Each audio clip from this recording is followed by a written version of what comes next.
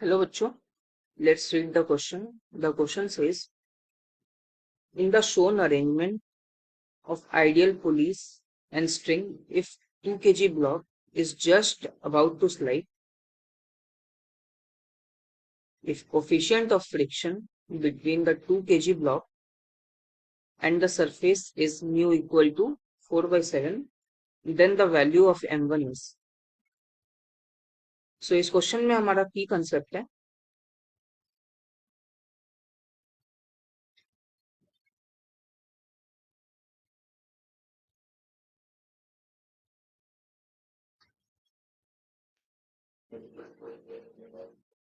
analysis of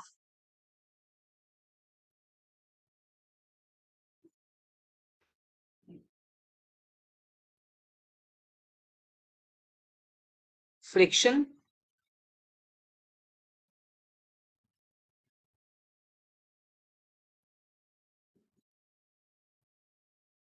and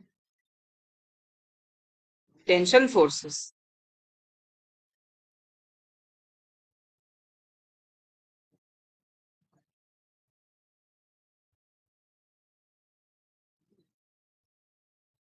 सो सबसे पहले हम फ्री बॉडी डायग्राम ड्रॉ कर लेते हैं इन दोनों का। सो फिगर में ही कर लेते हैं। 2 kg वाले ब्लॉक के लिए इस डायरेक्शन में फ्रिक्शन लग रही होती, तो म्यू इंटू एन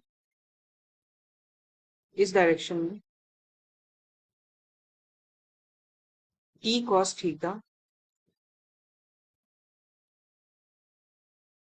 और थीटा यहाँ पर 37 डिग्रीज है, ऊपर normal plus T sine theta, और नीचे लग रही होगी MG.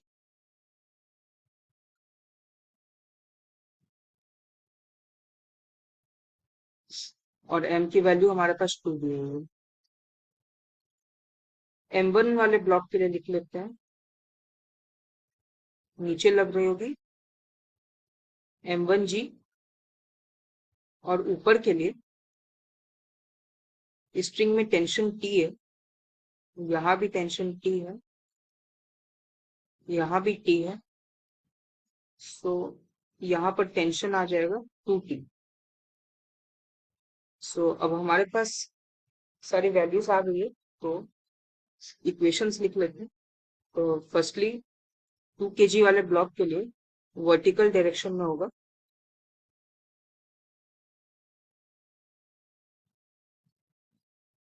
n plus T sine theta, यानी कि साइन 37 इक्वल टू mg, यानी कि 2g।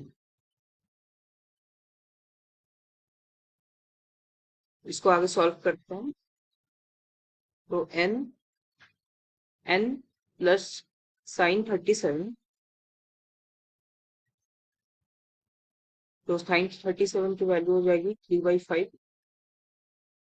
Into T equal to 2g। So यहां से हम लिख सकते हैं n इक्वल टू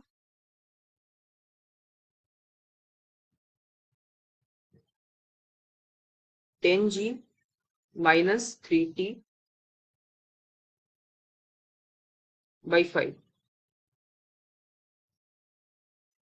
2 kg वाले ब्लॉक के लिए हॉरिजॉन्टल डायरेक्शन की इक्वेशन लिख लेते हैं,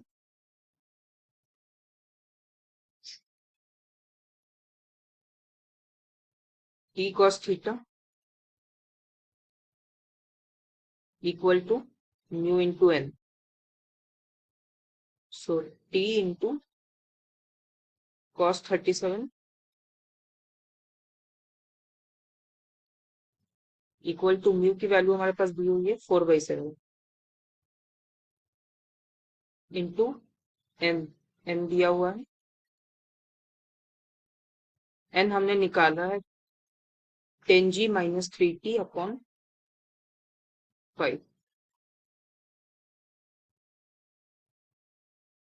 इसको फर्दर सॉल्व करने पे cos 37 की वैल्यू हो जाएगी 4/5। सो हम लिख सकते हैं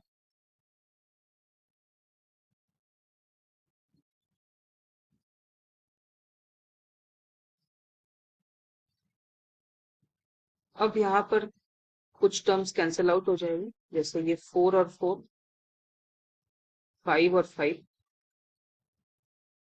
सो इसे हम सॉल्व करेंगे तो हमारे पास आ जाएगा t equal to ji.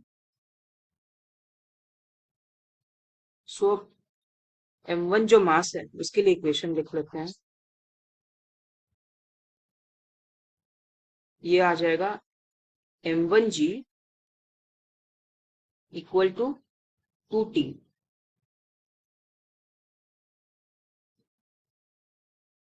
m1g equal to, since t g के इक्वल है तो लिख देते हैं g, और ये g कैंसिल आउट हो जाएगा। सो हमें मिलेगा m1 equal to 2 kg। Therefore m1 की वैल्यू हो जाएगी 2 kg, which is the correct answer. Hope you understood it well. Best of luck.